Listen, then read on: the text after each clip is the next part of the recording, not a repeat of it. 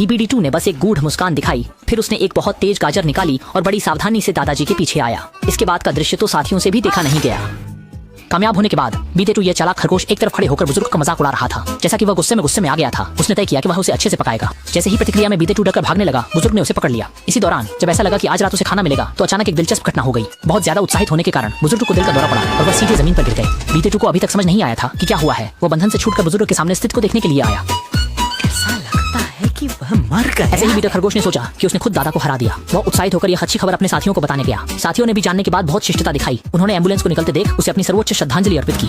उसके बाद पूरा एस्टेट खरगोशों के लिए स्वर्ग बन गया। बड़े साहब के विला में पार्टी चल रही थी, पर उसे पता नहीं था कि जैक उसकी संपत्ति का उत्तराधिकारी बन चुका है और जल्दी ही वह इस एस्टेट पर आने वाला है। उस दिन गहरी रात तक मजे कर रहे बेजर को हड़बड़ाते बतख ने जगाया, क्योंकि जैक पहले ही एस्टेट के दरवाजे पर आ चुका था। इसलिए उसने जानवरों को छिपने के लिए कहा। रैकून नहीं जानता था कहाँ छिपे, इसलिए डर के मारे उसने अपनी आंखें बंद कर ली। इसका मतलब यह नहीं है कि अगर तुम दूसरों को नहीं देख सकते तो वे भी तुम्हें नहीं देख सकते, समझे?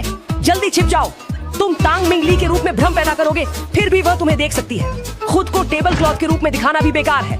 अब तुम वही हो, फिर से क्या दिखावा कर रहे हो? मैं एक घूमने वाला खाने का प्लेट हूँ। इस तरफ जैक पहले ही दरवाजे पर पहुंच चुका है, जबकि रैकून अभी भी छद्मवेश बना रहा है। लीडर ये देखकर तुरंत इस गैर भरोसेमंद आदमी को खींच लेता है। जब जैक ने लाइट ऑन की तो वह सीधे स्तब्ध रह गया। आखिर यह क्या हुआ? साफ तौर पर कहा गया था कि यह एक शानदार स्थान होगा। अब यह कैसे कचरे का ढेर बन गया? छोटा शुआ शिवांग से बैठ गया, लेकिन अगले ही पल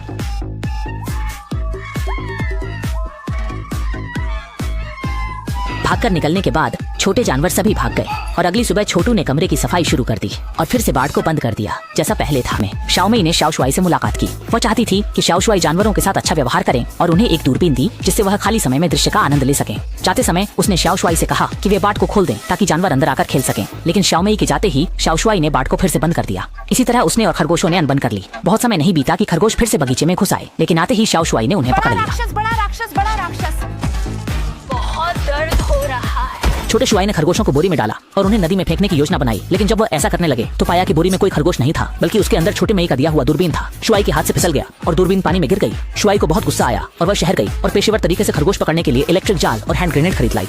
अगले दिन छोटे शुआई ने सब्जी बाग के चारों ओर बिजली के जाल लगाए और फिर सलाद ड्रेसिंग लगाई, लेकिन यह सब कुछ खरगोशों ने देख लिया। जादुई खरगोशों ने चुपके से विद्युत सर्किट को संशोधित किया और फिर बिजली का दिखावा करके छोटे शुआई को दरवाजा खोलने के लिए ललचाया। नतीजा यह हुआ कि उसे बिजली का झटका लगा और वह बाहर उड़ गया। छोटे शुआई ने दूसरा दरवाजा आजमाया, लेकिन परिणाम वही रहा। जब दरवाजों से काम नहीं बना तो छोटे शुआई छत पर चढ़ गया, लेकिन उसने नहीं सोचा था कि छत भी सुरागों से भरी होगी। इस बार इसने छोटे शुआई को पूरी तरह से गुस्सा दिला दिया। उसने पटाखे लेकर खरगोशों की ओर फेंके, जिससे खरगोश डरकर इधर उधर भागने लगे।